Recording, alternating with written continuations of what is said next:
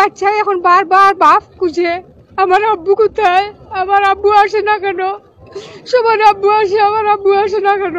তাই না একটা মানে তোরতাছে একজন মানুষ মারিয়া আবার গিয়ে ফজরের নমাজে পড়ি আইসন আর এখন দাড়ি রাখি লাইসন না 83 ইয়ার্স হয়ে যায় তার মন মন কে একটা কেসে 10 বছর নি থাকি না আল্লাহ তা হোক না তা হোক তাই তাই মারি লাইতানি। এটা কোন দেশের আইনে পড়ে? আসসালামু আলাইকুম। আমার ভাই মারা যাওয়ার প্রায় নিয়ারলি 3 বছর হয়ে যায়, 12 দিন গেলে গিয়ে, বাট বিচার এখনো সাক্ষী নোয়াত রয়েছে বাকি। সাক্ষী আমি বুঝি না, অত সাক্ষী মানে 69 জন সাক্ষী। যে সময় আমার বাইরে নিয়ে মারা হয়েছিল এই সময় তো এরা সাক্ষী কেউ আসলো না, তারা 5 জন মানুষে মিলিয়া মারছেন নিয়া পুলিশের কয়জনে দেখছেন তারা সাক্ষী দিচ্ছেন, এটা তো প্রমাণ, এটা সাক্ষী দিচ্ছেন তারা। তারপর যে জায়গা আকবরে নিজের মুখে কইছেন আমি একলা মারছি না, আমরা 5 জনে মিলিয়া মারছি, এরপরেও যে রিমান্ড না আমরা মানে 5 জনে মিলিয়া মারছি পরে মারা গেছে, আমরা বুঝছি না ইলা মারা যাইব, ওখানেও তাই কইছেন নিজের মুখে। এর সাথে বড় সাক্ষী আর কি তা হইতে পারে?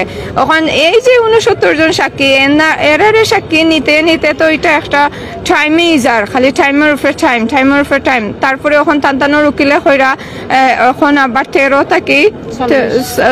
জন থাকি 40 জন পর্যন্ত আবার সাক্ষী পুলিশের সাক্ষী দিছে, আমার এখানে সুস্থ অবস্থা ধরে নিয়েছে এবং সিসি ফুটেও দেখা গেছে আমার এখানে সুস্থ, হাত নেন কাপ লাগাইয়া ভিতরে নিয়ে ঢুকাইছে এবং 6টার সময় খান্দ বোর করে নিয়ে মেডিকেল রাখছে, তখন তারা মৃত ঘোষণা করছে।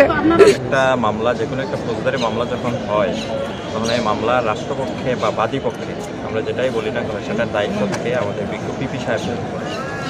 তো আমরা বিজ্ঞ পিপি যিনি আছেন নওশাদ আহমদ চৌধুরী, আমরা আসলে ওনাকে সহযোগিতা করছি।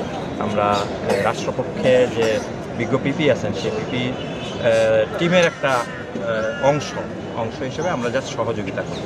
মূলত মামলাটা পরিচালনা করেন এবং পরিচালনার দায়িত্ব এটা রাষ্ট্র বিজ্ঞ পিপি সাহেবদের, এটা দায়িত্বটা ওনাদের উপর অর্পণ করেছেন।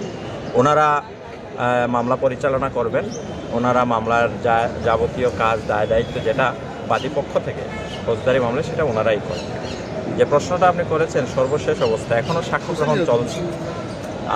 গ্রহণ চলছে, এখনও সাক্ষ্য গ্রহণ শেষ হওয়ার পরে তারপরে আর্গুমেন্ট হবে, তারপরে পরবর্তীতে এখন সাক্ষ্য গ্রহণ পর্যায়ে আছে না, এখনো পর্যন্ত কোনো বেল কেউ পায় না।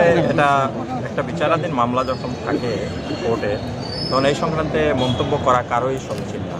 রাষ্ট্রপক্ষ মন্তব্য করে না, আসামি পক্ষ মন্তব্য করে না, ইভেন বিচারের সাথে যারা সংশ্লিষ্ট না তাদেরও মন্তব্য করা ঠিক না, কারণ সাক্ষ্য প্রমাণের ভিত্তিতেই আদালত সিদ্ধান্ত নেবেন এই মামলার ভাগ্যে কি হয়।